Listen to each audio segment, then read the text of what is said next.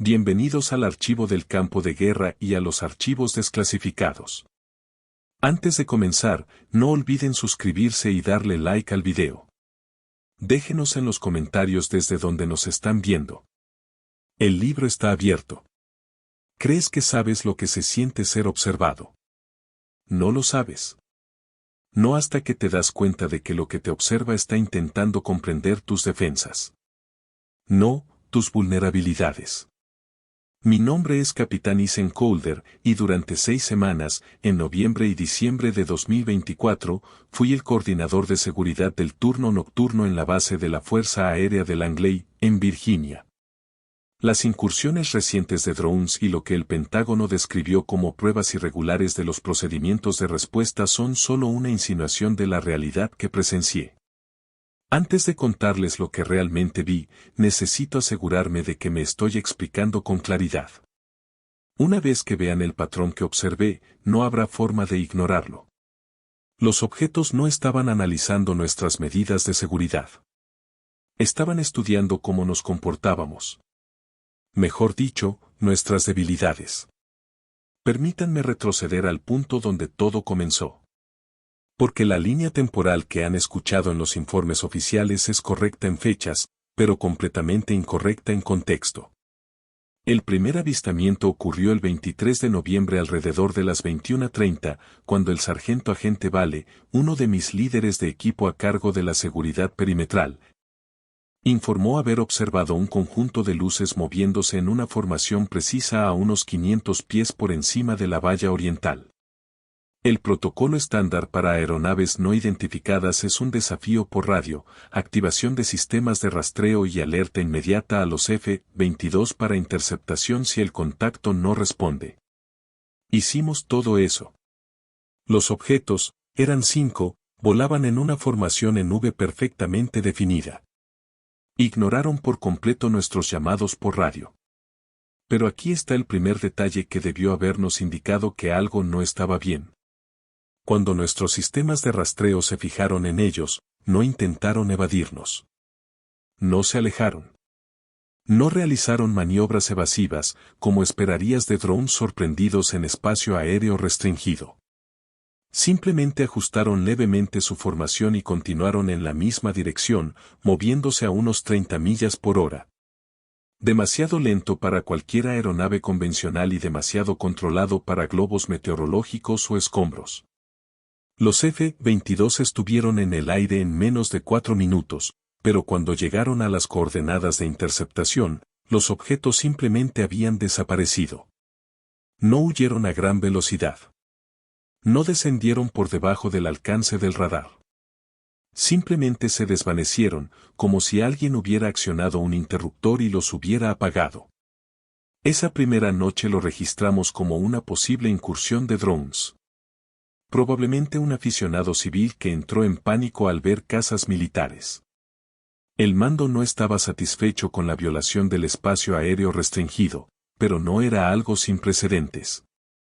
Ya habíamos tenido drones civiles entrando accidentalmente en nuestra zona, usualmente operados por personas que no sabían o no les importaba la existencia de zonas de exclusión aérea alrededor de instalaciones militares. Pero luego volvió a ocurrir. La noche siguiente. Y la siguiente. Y todas las noches durante las 6 semanas siguientes. Para el tercer incidente, habíamos activado un perímetro de vigilancia total, sistemas de radar mejorados, rastreo multiespectral, equipos terrestres adicionales con visión nocturna y cámaras de largo alcance.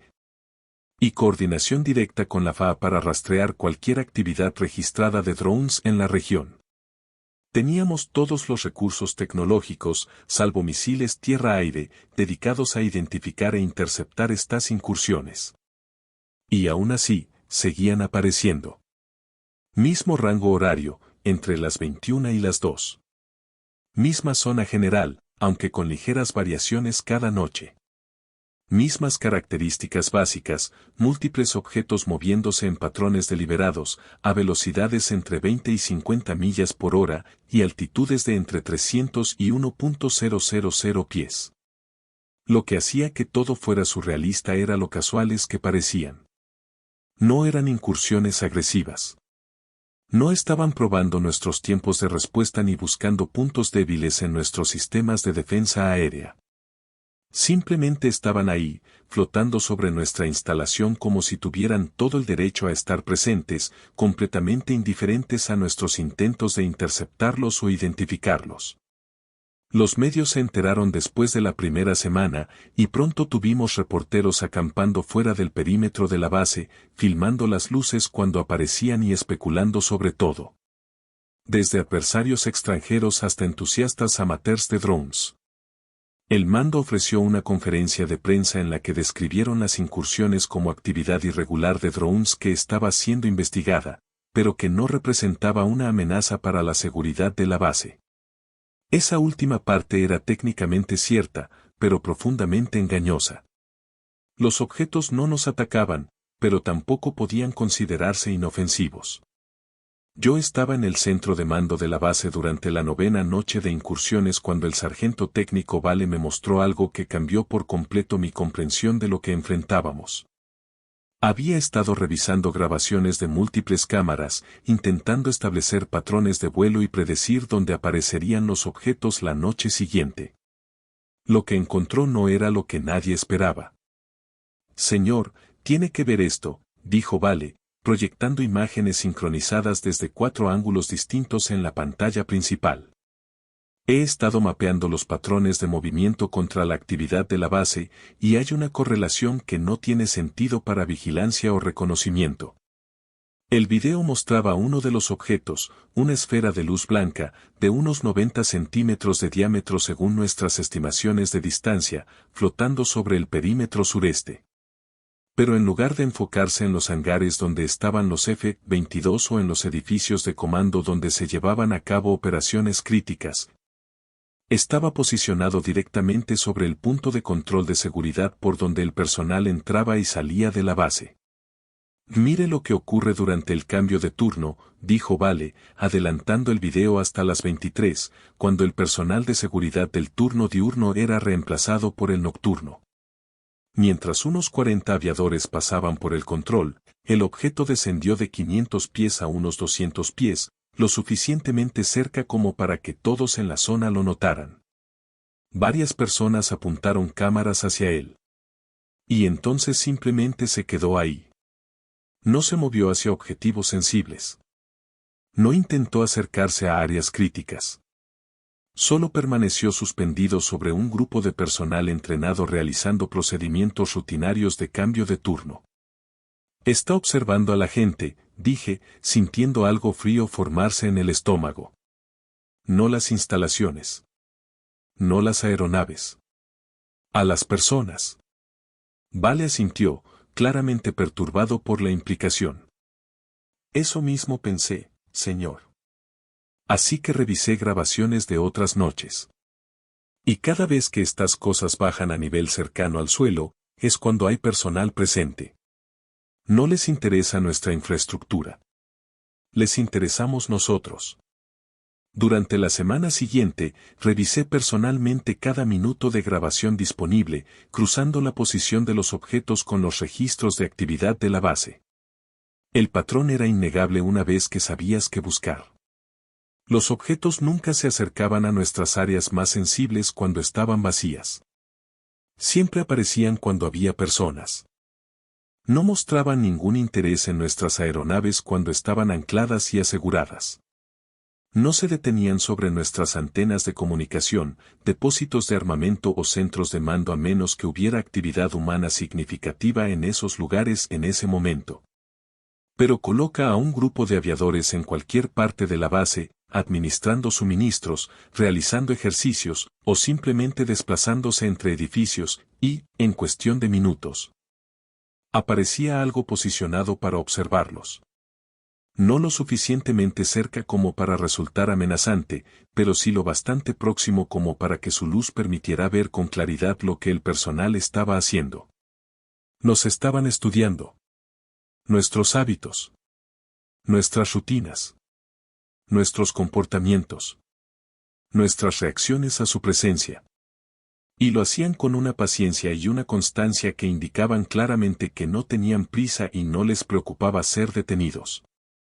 La comprensión de que nosotros éramos los sujetos de estudio, y no los defensores, cambió por completo mi forma de entender mi trabajo. Durante 20 años de servicio activo, había operado bajo la suposición de que la seguridad consistía en proteger activos frente a amenazas. Pero estos objetos no eran amenazas en ningún sentido convencional. No intentaban robar inteligencia. No sabotear equipos. No dañar al personal. Eran observadores. Y nosotros éramos aquello que habían venido a observar. Durante la tercera semana de incursiones ocurrió algo que habría parecido casual si no hubiera estado buscando patrones de comportamiento. Uno de los objetos apareció durante un ejercicio de entrenamiento nocturno en el que realizábamos simulacros de respuesta de seguridad, practicando escenarios que iban desde violaciones del perímetro hasta situaciones de tirador activo. El objeto se posicionó a unos 300 pies directamente sobre el área de entrenamiento y no se movió durante toda la duración del ejercicio, aproximadamente 90 minutos. Nuestros radares confirmaron que mantenía un vuelo estacionario perfectamente estable, sin variaciones de altitud ni de posición. Algo que habría sido imposible para cualquier dron convencional dadas las ráfagas de viento registradas esa noche. Pero lo que me convenció de que estábamos siendo estudiados fue lo que ocurrió después de que el ejercicio concluyera. El grupo de entrenamiento aseguró su equipo y comenzó a caminar de regreso a la sala de descanso, una distancia de unos 200 metros. El objeto lo siguió. Igualó exactamente su velocidad de marcha, manteniendo la misma distancia y la misma relación de altura. No estaba rastreando un objetivo. Estaba acompañando a sujetos que había encontrado interesantes. Presenté un informe a inteligencia de la base con un análisis detallado de los patrones de movimiento y mi evaluación de que los objetos estaban llevando a cabo observación empírica del personal militar humano. La respuesta que recibí fue oficial y frustrante. Mis observaciones fueron registradas, pero al no poder determinar quién operaba los objetos ni cuál era su propósito, la postura del mando seguía siendo que se trataba de drones no identificados operados por una entidad extranjera con fines desconocidos. Esa respuesta podría haberme tranquilizado si hubiéramos estado lidiando con una amenaza convencional. Pero nada en estos objetos cumplía con las expectativas normales. Su fuente de energía, podían mantenerse en el aire durante horas sin ningún sistema de propulsión visible ni firma térmica que indicara motores convencionales. Su coordinación, múltiples objetos moviéndose en patrones sincronizados sin señales detectables de comunicación entre ellos. Sus materiales, en las raras ocasiones en que obtuvimos imágenes de alta resolución, parecían esferas perfectamente lisas, sin juntas, paneles ni superficies de control visibles. Y lo más inquietante de todo, su indiferencia. Sabían que los estábamos rastreando. Sabían que estábamos lanzando interceptores. Sabían que estábamos probando todo, excepto derribarlos directamente, para obligarlos a retirarse. Y simplemente no les importaba.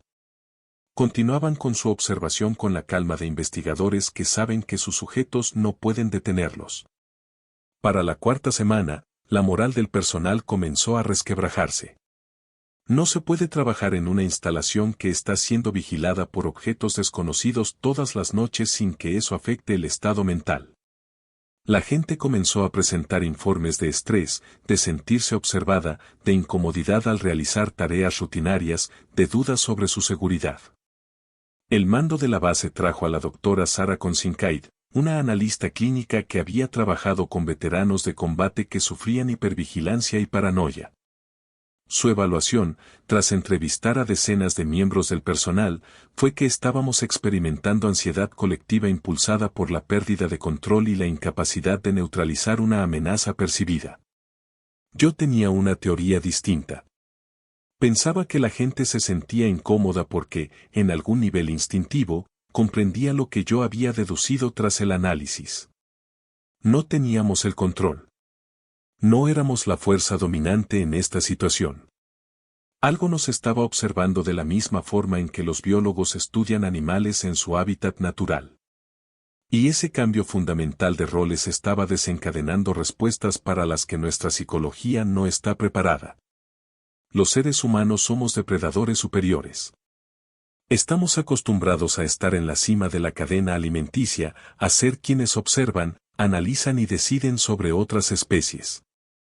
Pero colócanos en una situación donde somos nosotros los observados, donde algo desconocido nos vigila con capacidades que no podemos igualar y con propósitos que no podemos determinar. Y todo nuestro marco mental comienza a romperse. Durante mis informes nocturnos de seguridad, empecé a notar cambios en el comportamiento del personal. La gente era más cautelosa al estar al aire libre después del anochecer. Más propensa a desplazarse en grupos. Más consciente de su entorno. Ejercicios de entrenamiento que antes se realizaban con confianza ahora se llevaban a cabo con miradas constantes al cielo. Estábamos cambiando nuestra conducta porque sabíamos que nos estaban observando. Y eso, exactamente eso, es lo que creo que querían estudiar. Cómo el personal militar humano se adapta a una observación sostenida por una presencia desconocida.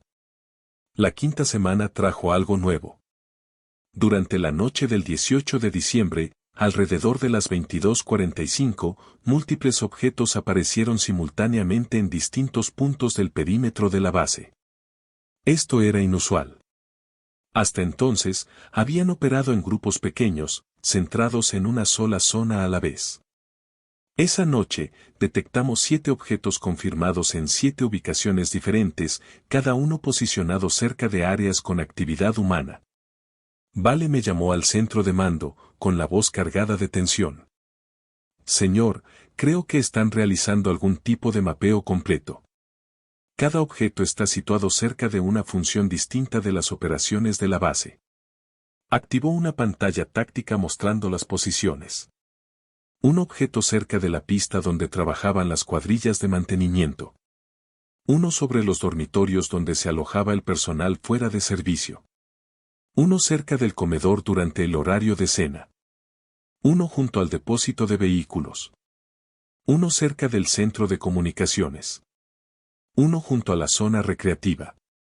Y uno directamente sobre el edificio de mando, donde Vale y yo nos encontrábamos en ese momento. Ya no solo están observando, dije, sintiendo una fría certeza apoderarse de mí. Están catalogando. Documentando toda nuestra estructura operativa. No el diseño físico. Eso podrían obtenerlo con imágenes satelitales. Sino los patrones de actividad humana. Dónde comemos. Dónde dormimos. Dónde trabajamos. Dónde descansamos. Esa noche se prolongó hasta aproximadamente las 4 de la madrugada. Los objetos mantuvieron sus posiciones durante más de 5 horas, la duración más larga registrada hasta entonces. El personal. En toda la base, el personal informó sentirse profundamente alterado. Varios afirmaron que había sido el turno más incómodo que habían trabajado jamás, no porque hubiera ocurrido algo agresivo, sino por la aplastante sensación de estar siendo examinados de forma sistemática. Cuando los objetos finalmente se retiraron, los 7 desapareciendo dentro de una ventana de 30 segundos, como si hubieran recibido instrucciones coordinadas para retirarse. Supe que habíamos alcanzado algún tipo de hito en el estudio que estuvieran realizando. Habían recopilado datos completos sobre todo nuestro ciclo operativo. Una noche entera de cómo funciona una base de la Fuerza Aérea de los Estados Unidos, observada desde múltiples ángulos de manera simultánea. Presenté otro informe de inteligencia, esta vez con un tono más urgente, argumentando que debíamos tratar esto como algo que iba mucho más allá de simples incursiones de drones no autorizados. La respuesta fue educada, pero desestimatoria. Reconocieron mis preocupaciones, pero mantuvieron que, sin pruebas claras de la participación de un adversario extranjero o de una amenaza directa a la seguridad nacional, no estaba justificado escalar el asunto a niveles superiores. Fue entonces cuando empecé a mantener mi propia documentación clasificada. Registros que no pasarían por los canales oficiales, donde podían ser suavizados, filtrados o directamente descartados. Porque estaba cada vez más convencido de que lo que estábamos viviendo en Langley era importante de una forma que nadie en el mando quería reconocer. No estábamos siendo puestos a prueba. No estábamos siendo amenazados. Estábamos siendo estudiados, como especímenes en su hábitat, observados por algo que poseía capacidades muy superiores a las nuestras y propósitos que ni siquiera podíamos empezar a comprender. Y la parte más aterradora no eran los objetos en sí. Era la comprensión de que quienquiera, o lo que fuera, que los controlaba no nos consideraba lo suficientemente peligrosos como para preocuparse. La sexta semana fue cuando conocí a Noah Bitcomb, y ese encuentro cambiaría por completo todo lo que creía entender sobre las incursiones. Bitcomb era un contratista civil, con algún tipo de autorización de alto nivel que le permitía acceder al mando de la base sin los retrasos burocráticos habituales. Su título oficial era analista de inteligencia, pero su forma de comportarse y el tipo de preguntas que hacía sugerían algo mucho más especializado.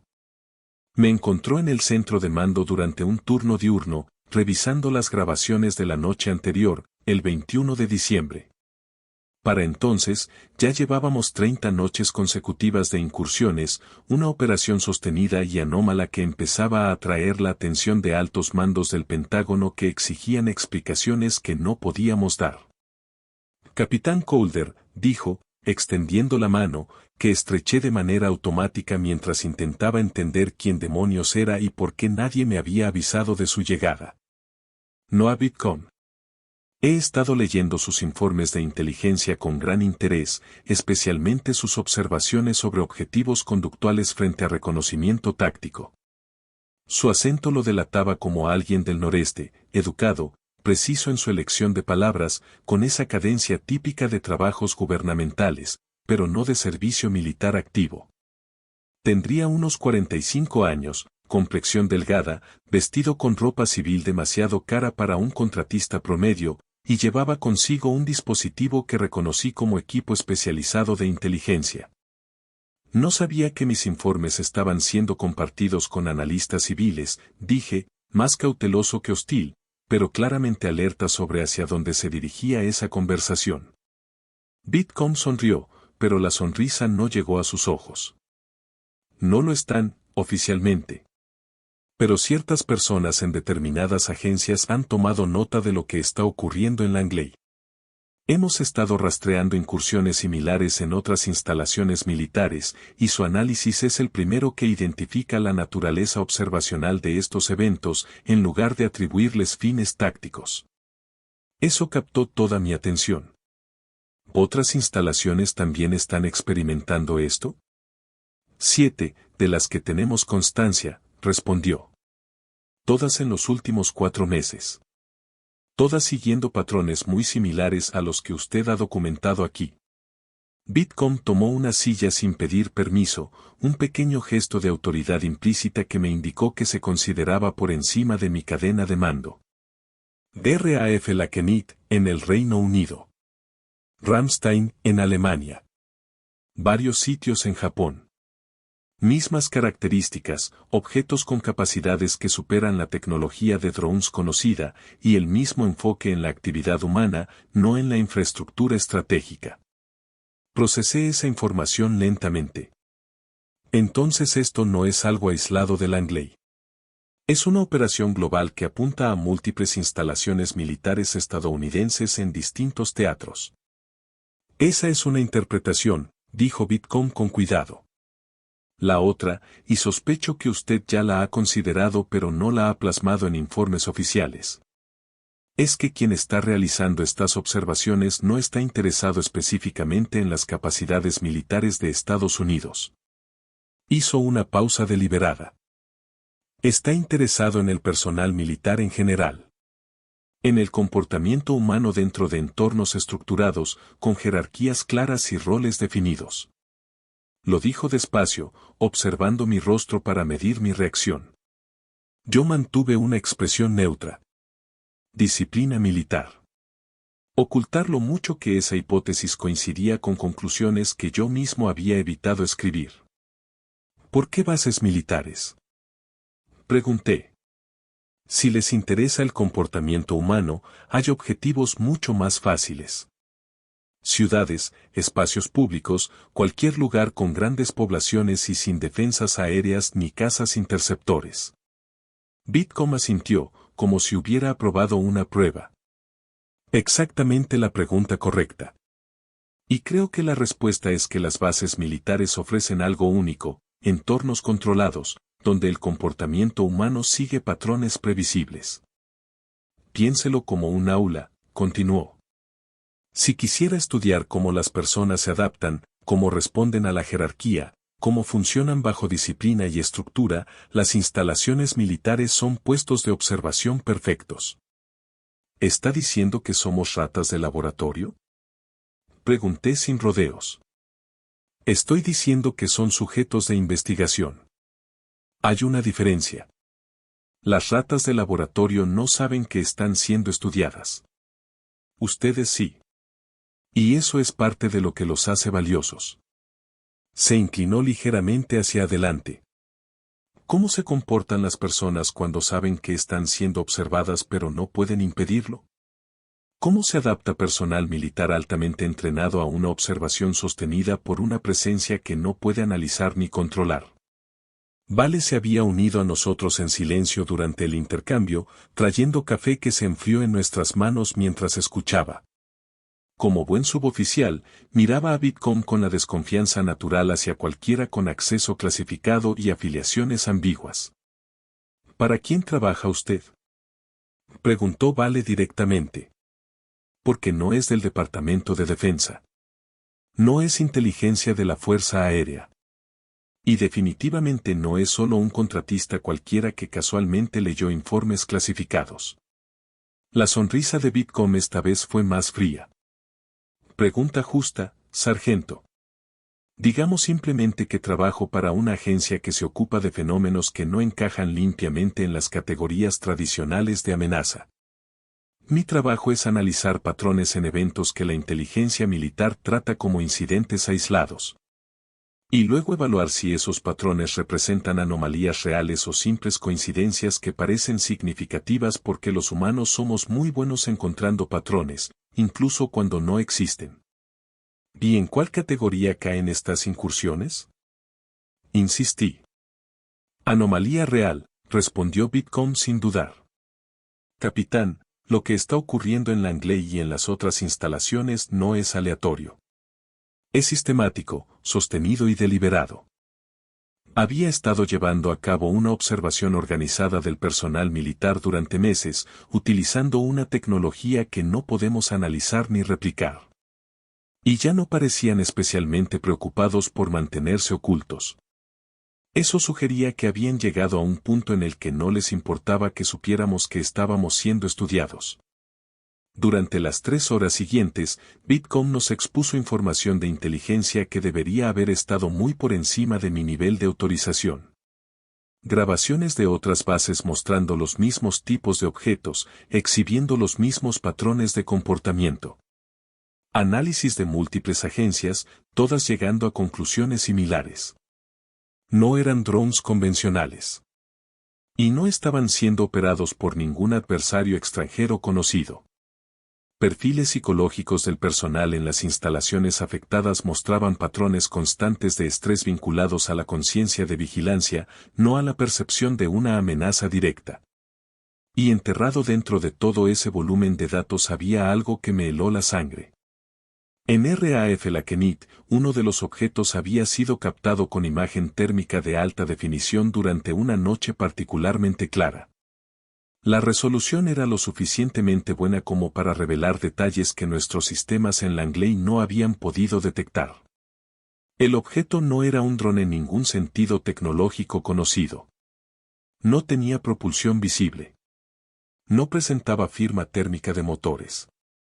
No había superficies de control ni antenas de comunicación. Era simplemente una esfera perfectamente lisa, que emitía luz de manera uniforme desde toda su superficie, sin ninguna fuente de energía aparente. Y cuando se analizó su temperatura superficial mediante imagen térmica, el resultado fue aún más perturbador. Registraba exactamente la misma temperatura que el aire circundante. Algo que violaba principios básicos de la termodinámica, porque cualquier objeto que consuma energía debería generar calor. ¿Con qué estamos lidiando? Pregunté, sabiendo de antemano que Bitcom no me daría una respuesta directa, pero necesitando formular la pregunta. Cerró su dispositivo y me miró con una expresión que podía ser compasión o evaluación. Honestamente, no lo sabemos, dijo. Pero sí puedo decirle lo que hemos descartado. No es tecnología de un adversario extranjero. Sus capacidades superan cualquier cosa que China o Rusia hayan demostrado, y no tendrían ningún motivo para realizar operaciones idénticas en instalaciones aliadas. No es una prueba secreta de tecnología propia. Demasiadas personas tendrían que estar involucradas, y no hemos encontrado ningún rastro presupuestario ni administrativo. No son drones civiles. Las características de rendimiento y la cadena operativa no son posibles con tecnología comercial existente. Así que eso nos deja, comenzó Vale. Opciones que la mayoría de las personas en el gobierno no están psicológicamente preparadas para considerar, completó Bitcom en voz baja.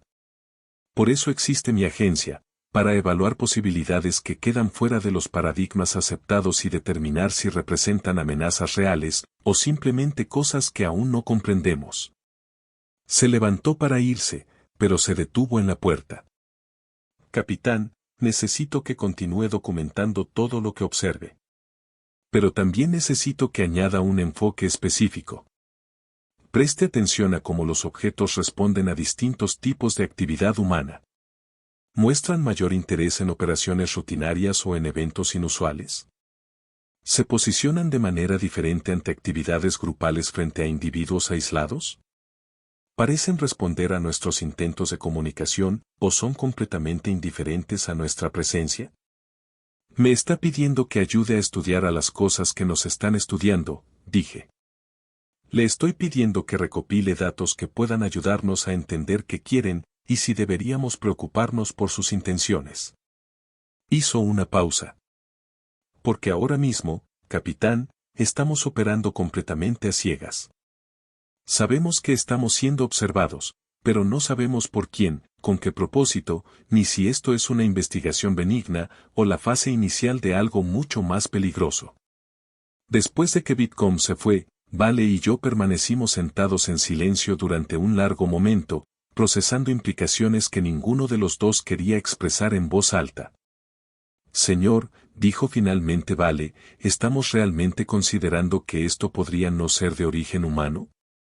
Pensé en las imágenes térmicas. En la imposibilidad física de las características de esos objetos. En la naturaleza analítica de la observación, que sugería una inteligencia muy superior a una simple vigilancia. Creo que dejamos atrás las explicaciones convencionales hace unas 2 semanas, sargento, respondí. Simplemente hemos estado evitando decirlo en voz alta. La incursión de esa noche adquirió un significado completamente distinto con las preguntas de Bitcom en mente. 7 objetos aparecieron de nuevo. El mismo patrón de cobertura total que habían utilizado durante la 5ª semana. Pero esta vez observé su comportamiento desde la perspectiva de una evaluación de inteligencia, no de una amenaza de seguridad. Y lo que vi fue inquietante por su precisión. Uno de los objetos se posicionó sobre un equipo de mantenimiento que trabajaba en un F-22. El procedimiento habitual habría sido mantenerse a una distancia segura para observar. En lugar de eso, el objeto descendió a menos de 100 pies, tan cerca que el personal tuvo que detener su trabajo porque la luz interfería con su visibilidad. El jefe del equipo intentó ahuyentarlo, haciendo señales manuales estándar, las mismas que cualquier persona familiarizada con operaciones aéreas reconocería.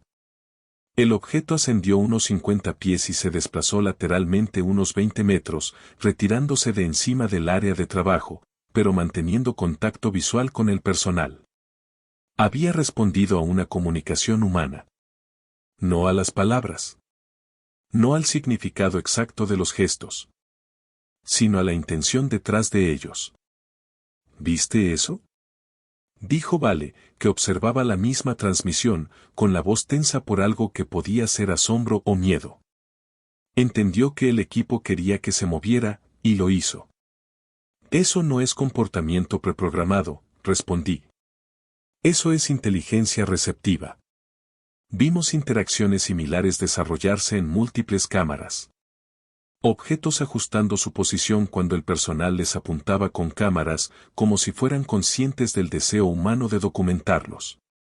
Uno siguiendo a un equipo de escolta durante casi una hora, manteniendo una distancia y altitud constantes, como si formara parte de la formación. Otro permaneciendo inmóvil mientras un grupo de aviadores se colocaba directamente debajo, mirando hacia arriba y discutiendo lo que veían, como si el objeto quisiera ser observado tanto como observar. El comportamiento no era hostil. Pero tampoco era mecánico. Había una inteligencia clara dirigiendo estos objetos, tomando decisiones basadas en respuestas humanas, demostrando lo que solo podía describirse como curiosidad por lo que el personal hacía. Y por cómo reaccionaba al ser observado. Alrededor de la 1:30 de la madrugada, ocurrió algo diferente. Uno de los objetos, el que había estado siguiendo al equipo de escolta, rompió su patrón habitual y se dirigió hacia la capilla de la base. Un edificio pequeño, sin valor estratégico, que normalmente no tenía actividad durante los turnos nocturnos.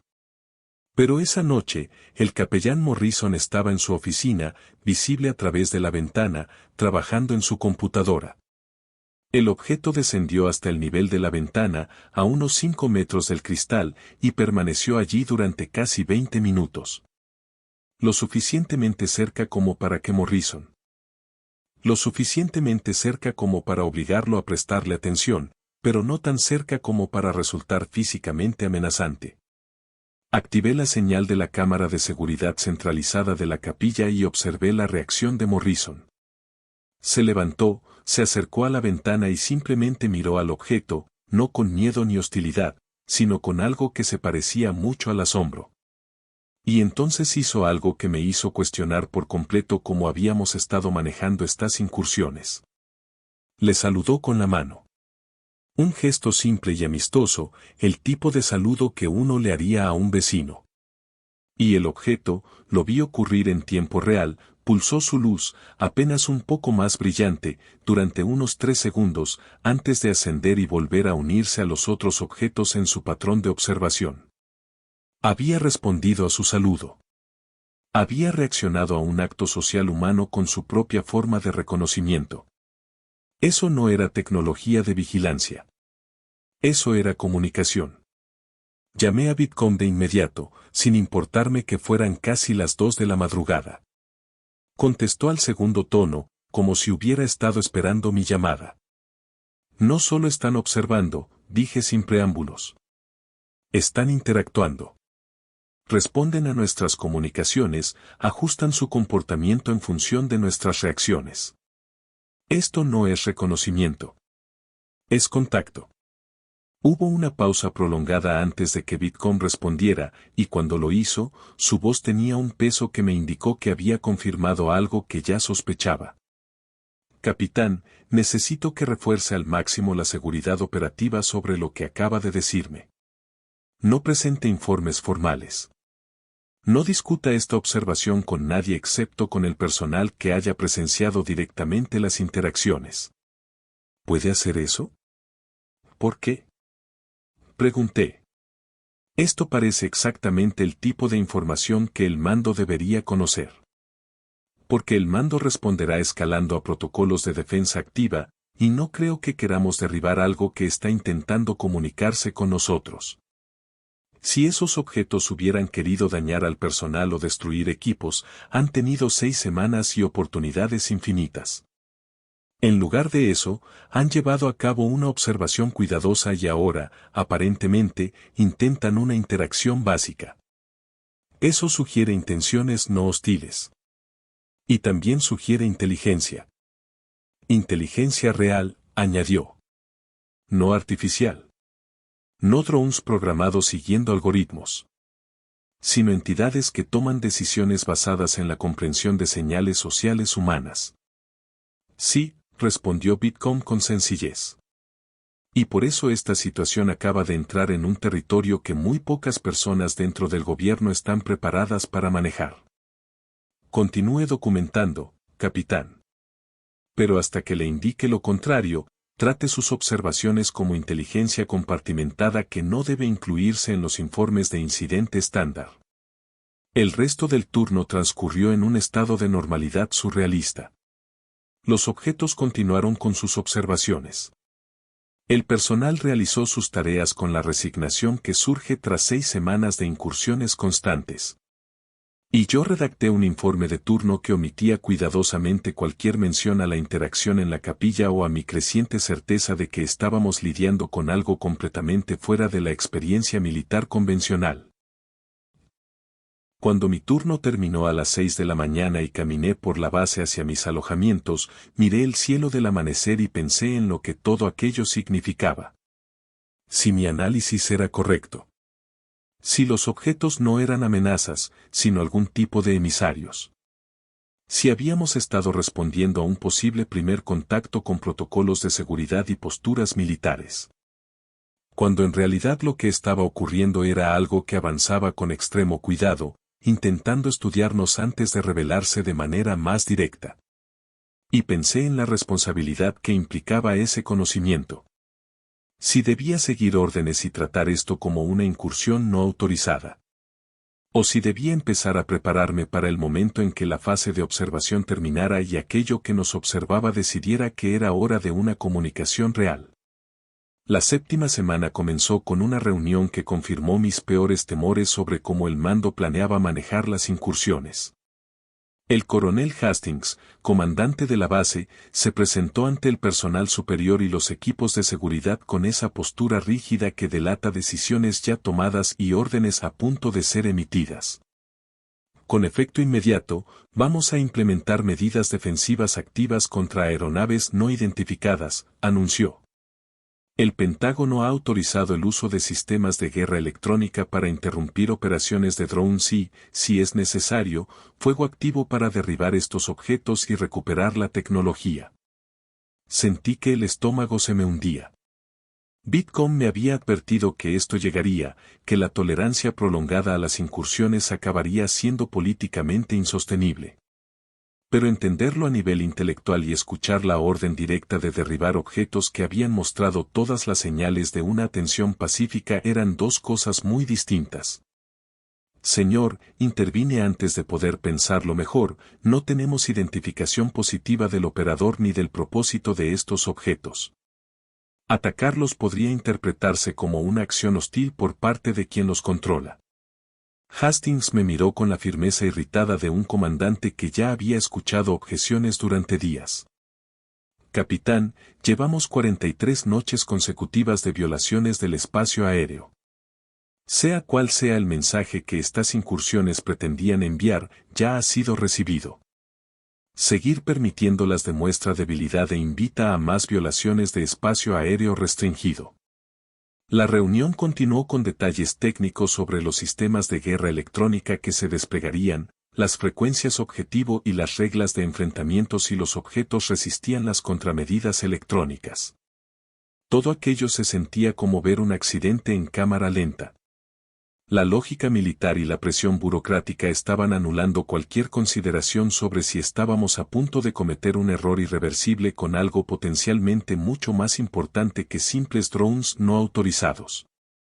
Después de la reunión, aparté a Vale y nos dirigimos directamente a una sala de comunicaciones seguras donde pudiéramos hablar sin ser escuchados. Tenemos que enviarle un mensaje a Bitcom de inmediato, dije mientras marcaba el número cifrado que me había proporcionado.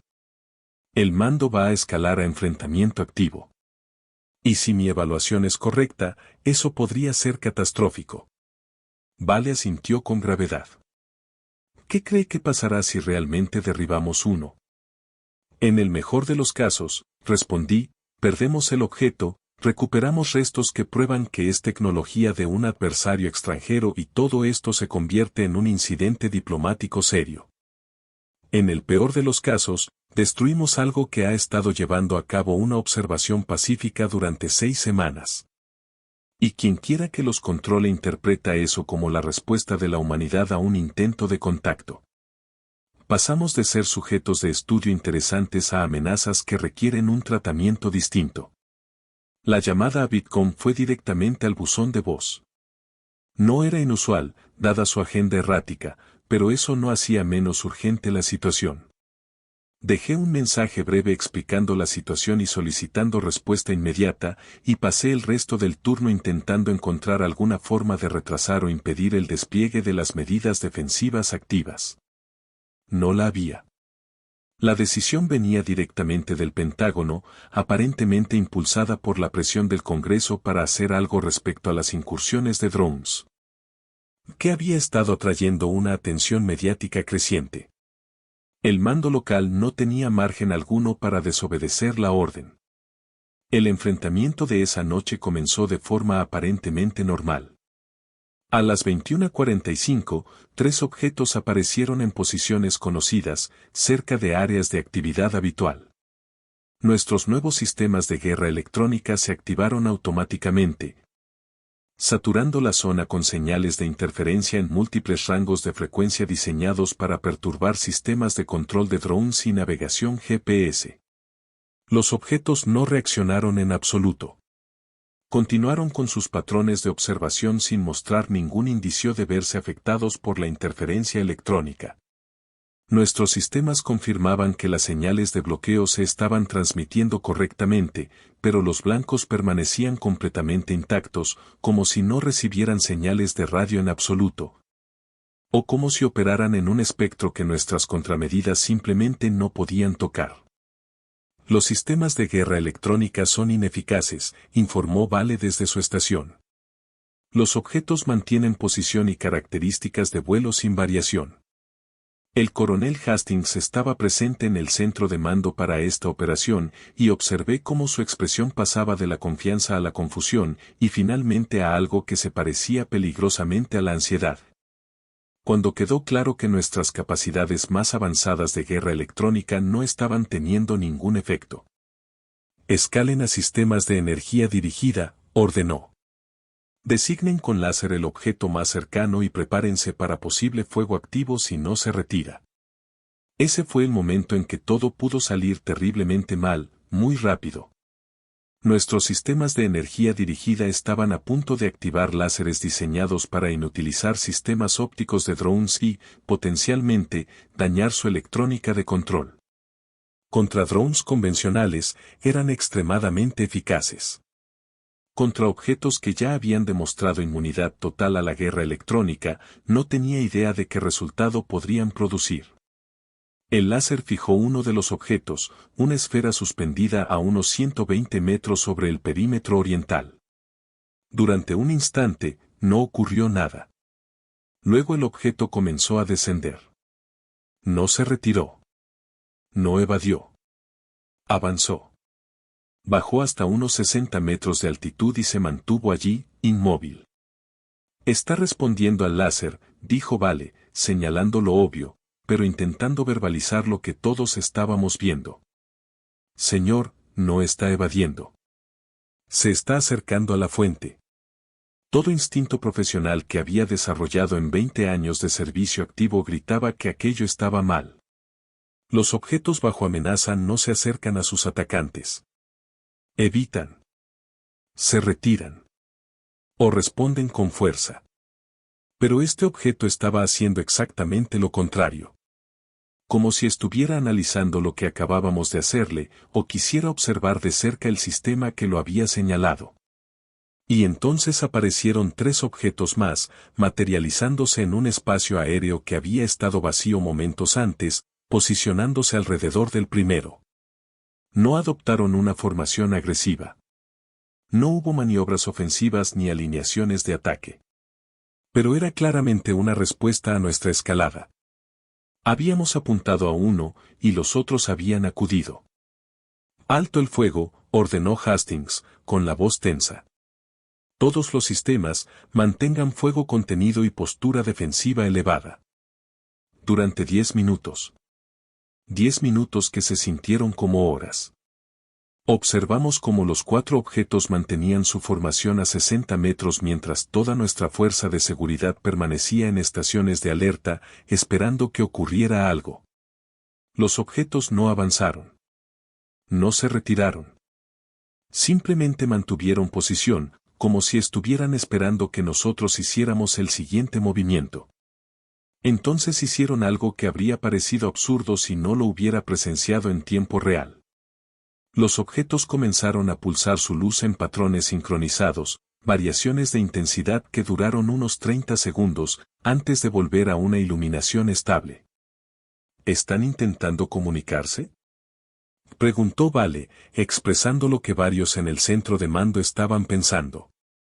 Envíen ese video a análisis de imagen, ordenó Hastings. Quiero reconocimiento de patrones sobre esas variaciones de luz. Crucen con cualquier protocolo de comunicación conocido o patrones de señalización. Pero yo ya estaba bastante seguro de lo que significaban esos pulsos.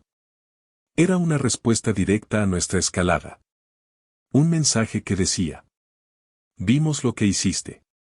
Te estamos mostrando que podemos coordinarnos y responder como grupo.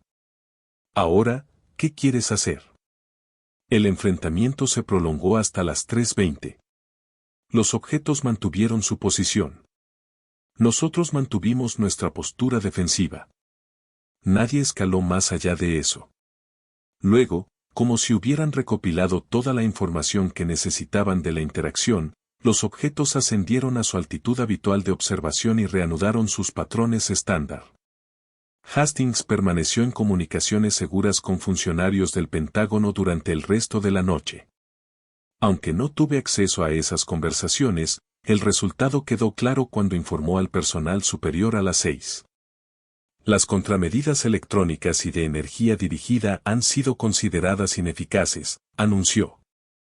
El enfrentamiento cinético sigue autorizado, pero solo se ejecutará si los objetos muestran intención hostil clara o intentan contacto físico con personal o instalaciones.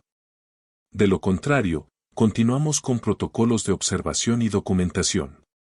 En otras palabras, intentamos obligarlos a irse, fracasamos por completo, y ahora el mando aceptaba su presencia porque no teníamos forma efectiva de expulsarlos. Debería haberse sentido como una derrota.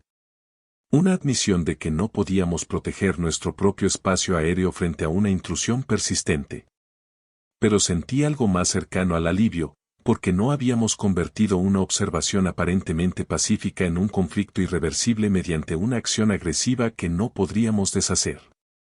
Bitcom llegó a la base esa misma mañana, con el aspecto de alguien que no había dormido en absoluto. Me encontró en mis alojamientos después de completar el papeleo de fin de turno, y su expresión era sombría. Debe prepararse para la posibilidad de que lo que está ocurriendo aquí se vuelva mucho más complejo, dijo sin preámbulos. La escalada de anoche fue observada por activos de inteligencia de múltiples países. China, Rusia, al menos 6 naciones europeas, todos tienen cobertura satelital o estaciones terrestres que confirmaron los eventos. Eso significa que las incursiones ya no son solo un problema del ejército estadounidense. Se están convirtiendo en un asunto de primer contacto a escala global. Bien, respondí, sorprendiéndome a mí mismo por la intensidad de mi tono. Tal vez una atención más amplia obligue a la gente a pensar realmente en lo que representan estos objetos, en lugar de tratarlos como simples aeronaves no autorizadas que hay que eliminar. Bitcom sonrió, pero era una sonrisa tensa.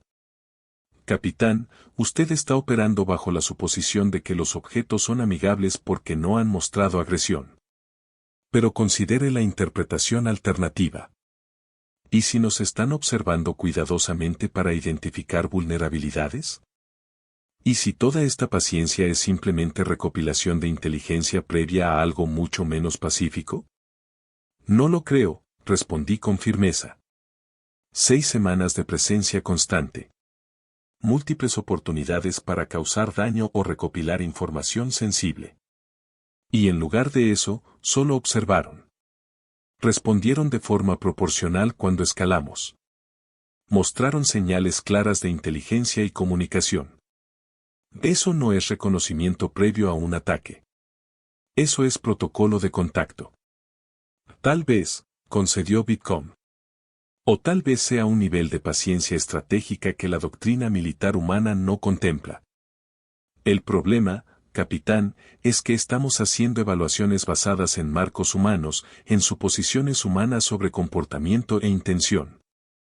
Si esos objetos están controlados por algo no humano, todos nuestros modelos sobre intención, conducta y propósito pueden ser completamente irrelevantes.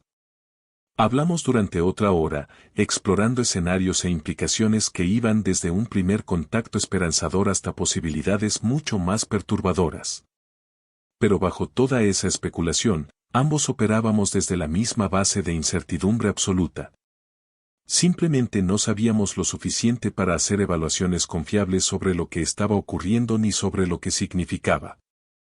La octava y última semana de incursiones trajo un desarrollo que lo cambiaría todo. El 29 de diciembre, durante lo que ya se había convertido en una rutina nocturna de observación, uno de los objetos rompió el patrón por completo. Eran aproximadamente las 23:30. Y yo realizaba una ronda perimetral con un pequeño equipo de seguridad cuando uno de los objetos descendió hasta unos 15 metros de altura y comenzó a seguir nuestra ruta de convoy. Nada fuera de lo normal, al menos al principio. Nos habíamos acostumbrado a operar bajo su sombra durante operaciones terrestres.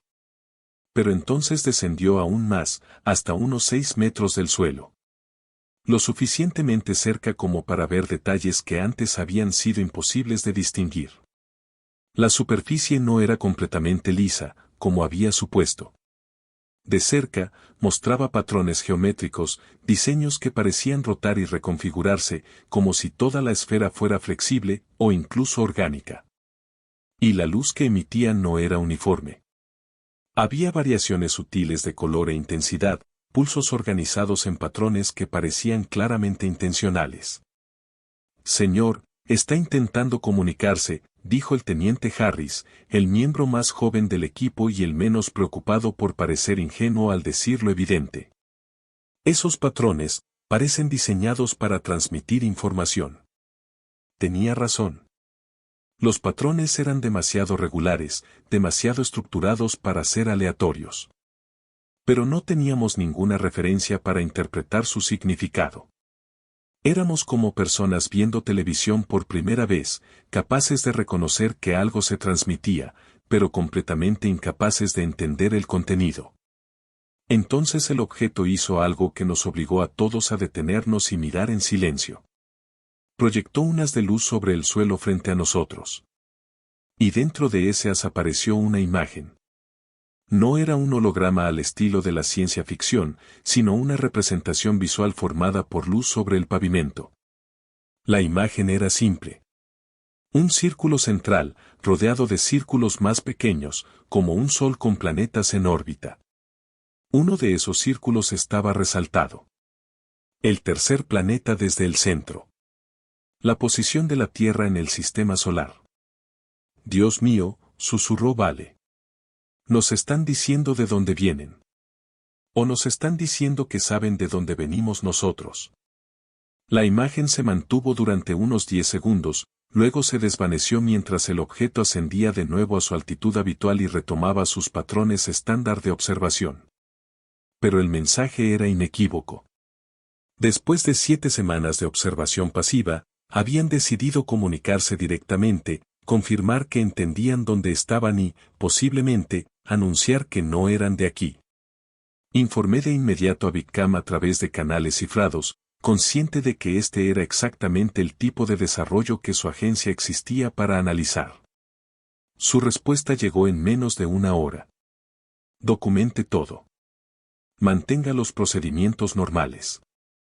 No intente forzar más comunicación. Ellos hicieron el primer contacto en sus propios términos. Avanzarán cuando decidan hacerlo. Nuestro trabajo es estar preparados para recibir y comprender cuando elijan proporcionar más información. Durante las 3 noches siguientes, los objetos aumentaron progresivamente la complejidad de sus intentos de comunicación. Más imágenes proyectadas en el suelo. Patrones de luz cada vez más elaborados. incluso lo que parecían ser intentos de modulación sonora. Aunque nuestro equipo no estaba diseñado para registrar las frecuencias que utilizaban en la noche de Año Nuevo, la última de lo que más tarde sería clasificado como el evento de observación de Langley. Ocurrió algo sin precedentes. Cada objeto que había aparecido durante las 8 semanas anteriores se materializó simultáneamente. 14 fuentes visibles. El mayor número jamás registrado. Se posicionaron en una rejilla perfecta sobre toda la base. Y entonces todos pulsaron su luz en perfecta sincronización. 3 veces. Destellos tan intensos que fueron visibles a kilómetros de distancia y que, sin duda, quedaron registrados por observadores civiles fuera del perímetro de la base. Era comunicación. Clara. Deliberada. Inconfundible. Un despedida, o quizá un anuncio de que habían completado su fase de observación y avanzaban a la siguiente etapa de lo que fuera el proceso que seguían. Tras esa exhibición sincronizada final, los objetos ascendieron juntos, subiendo más alto y más rápido de lo que jamás los habíamos visto desplazarse. Y entonces, simplemente desaparecieron. No se alejaron gradualmente. No se desvanecieron lentamente. Estaban allí un segundo, y al siguiente, ya no estaban. Las incursiones en Langley terminaron esa noche. No los hemos vuelto a ver allí. Pero eventos similares han comenzado a registrarse en otras instalaciones militares del mundo, con frecuencia creciente. La fase de observación, cualquiera que haya sido su propósito, no terminó. Se expandió. O se aceleró. Ya no estoy destinado en Langley. Tras presentar mis informes finales completos sobre las incursiones, fui transferido discretamente a un puesto en inteligencia del Pentágono, donde ahora analizo eventos similares en otras ubicaciones. Y desde esa perspectiva puedo decir esto con certeza. Lo que ocurrió en Langley no fue único ni aislado. Fue una observación sistemática de personal militar por parte de algo con capacidades muy superiores a las nuestras. Realizada con una paciencia que indicaba que no temían nuestra reacción. Y concluida con una comunicación mínima, pero suficiente, para dejar claro que entendían perfectamente aquello que estaban estudiando. No estaban probando nuestras defensas. No estaban evaluando nuestra tecnología. Nos estaban observando a nosotros. Nuestro comportamiento. Nuestras respuestas. Nuestras estructuras sociales. Nuestros patrones de comunicación. Todo registrado por una inteligencia que eligió revelarse solo lo necesario para que supiéramos que habíamos sido vistos. Y la parte más inquietante no es lo que ellos aprendieron sobre nosotros. Es lo que sus métodos de observación revelan sobre ellos. La paciencia para estudiar durante semanas sin interferir. La tecnología para operar con total inmunidad a nuestras contramedidas. La inteligencia para comunicarse de formas que podíamos comprender, sin exponer demasiado sobre su propia naturaleza o capacidades. Sea lo que sea que nos observó en Langley, era lo suficientemente avanzado como para estudiar a la humanidad como nosotros estudiamos a los animales. Con interés. Con método. Con distancia. Y estaba tan seguro de su superioridad tecnológica que nuestra respuesta militar, desde cazas hasta guerra electrónica, hasta posible fuego cinético, simplemente no merecía alterar su protocolo. Eso sugiere que no somos los depredadores supremos que siempre hemos creído ser.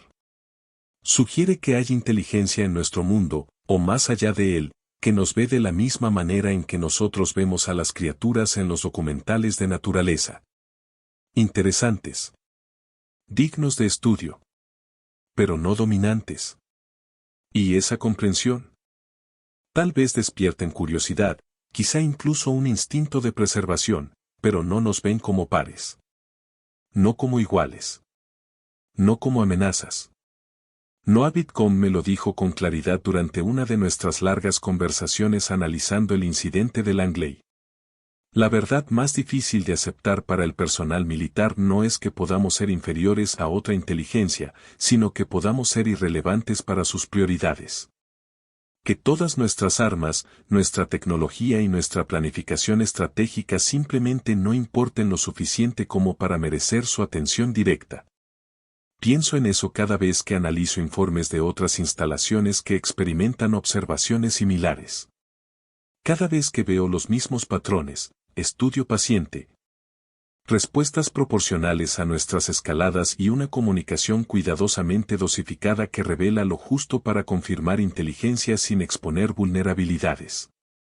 Estamos siendo catalogados, documentados, estudiados, como una especie que alguien, en algún lugar, considera lo suficientemente interesante como para observar, pero no lo suficientemente avanzada como para interactuar directamente. Y nuestra respuesta militar, todo nuestro marco conceptual para tratar presencias no identificadas en nuestro espacio aéreo, es totalmente inadecuada para manejar contacto con una inteligencia que no nos ve como enemigos. Ni siquiera como posibles aliados, sino simplemente como sujetos. Puntos de datos. Elementos de un estudio realizado con fines que no podemos comprender, por entidades que no podemos identificar. Las incursiones de Langley me enseñaron que el mayor desafío de la humanidad no será defenderse de invasores hostiles ni competir con potencias extranjeras por supremacía tecnológica. Será aceptar que quizá no somos la inteligencia dominante de nuestro propio planeta. Que algo más está aquí, observándonos, aprendiendo sobre nosotros, tomando decisiones acerca de cuál será nuestro papel en un futuro que no controlamos. Y no tenemos voto en ello. No decidimos si estamos listos para el contacto. No consentimos ser estudiados. Solo podemos documentar lo que ocurre, intentar comprenderlo y esperar que, cuando quienes nos observan decidan pasar de la observación pasiva a un compromiso activo, tengamos la madurez suficiente para afrontar ese cambio sin caer en el pánico o la violencia. Miro el cielo cada noche, incluso ahora que ya no estoy destinado en Langley. Y me pregunto si los objetos siguen ahí fuera, observando otras bases, documentando a otro personal, recopilando datos sobre las capacidades militares y los patrones de comportamiento de la humanidad. Construyendo una comprensión completa de nuestra especie antes de revelar plenamente su presencia y su propósito. Y espero que, cuando llegue ese momento, cuando la fase de observación termine y comience el contacto directo, sepamos reconocerlo por lo que es. No un ataque. No una amenaza. Sino el primer contacto con una inteligencia que fue lo suficientemente paciente como para estudiarnos con cuidado antes de darse a conocer por completo. Porque la alternativa, responder con hostilidad y violencia a algo que ha mostrado únicamente curiosidad genuina por nuestra especie, podría costarnos la oportunidad de formar parte de algo más grande que nuestra comprensión actual. Podría marcarnos como primitivos. Como peligrosos. Una especie que dispara primero y nunca hace preguntas. Los objetos de Langley nunca fueron amenazas. Fueron embajadores, o quizá investigadores, realizando una observación metódica de la humanidad en su estado más organizado y disciplinado. Y sus conclusiones, los datos que recopilaron y a quien se los presenten, determinarán lo que viene después. No estamos siendo probados. Estamos siendo observados. Y el verdadero juicio vendrá después, cuando tengamos que aceptar la realidad de que no estamos solos y nunca lo hemos estado. Que algo más comparte nuestro mundo, o lo observa desde más allá. Y que saben mucho más sobre nosotros de lo que nosotros jamás hemos sabido sobre ellos. Eso es lo que me enseñaron las incursiones de Langley. Eso es lo que me mantiene despierto, analizando informes de todo el mundo, buscando patrones en los protocolos de observación, intentando entender qué están aprendiendo sobre nosotros y qué planean hacer con ese conocimiento. Somos sujetos en el proyecto de investigación de alguien más. Y la única pregunta que importa ahora es si somos lo suficientemente interesantes como para merecer un contacto más profundo. O si solo somos datos destinados a archivarse en algún registro cósmico de inteligencias emergentes que aún no han demostrado ser dignas de un compromiso mayor. Espero que estemos a la altura. Espero que, cuando decidan que estamos listos, tengamos la sabiduría de aceptar la oportunidad en lugar de reaccionar con miedo. pero no soy optimista. Porque todo lo que vi en Langley, desde la guerra electrónica hasta la posibilidad de fuego cinético, desde tratar una observación pacífica como una intrusión hostil, sugiere que no estamos psicológicamente preparados para el contacto con una inteligencia que no nos ve como amenazas dignas de ser tomadas en serio. Somos sujetos. Especímenes. Puntos de datos en un estudio que se realiza con fines que superan nuestra comprensión. Y cuanto antes aceptemos eso, mayores serán nuestras probabilidades de sobrevivir a las conclusiones que extraigan sobre nuestra especie y nuestro posible papel en su marco más amplio. Esa es la verdad que nadie en el mando quiere reconocer. Eso es lo que realmente significaron las observaciones de Langley. Y por eso estoy documentando todo esto contra órdenes y contra mis propios instintos de autopreservación. Porque cuando comience la siguiente fase, cuando la observación se convierta en contacto, y el contacto en lo que venga después, la humanidad merece saber que fue advertida. Que tuvimos las señales. El análisis. La evidencia clara de que no estábamos solos. Simplemente nos negamos a aceptarlo, porque asumir esa verdad exigiría reimaginar por completo nuestro lugar en el universo. Y ese es un cambio psicológico que la mayoría de los seres humanos, incluso el personal militar más experimentado, no está preparado para afrontar.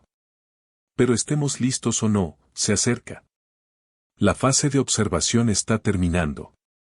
Y lo que venga después determinará si la humanidad se integra en algo más grande.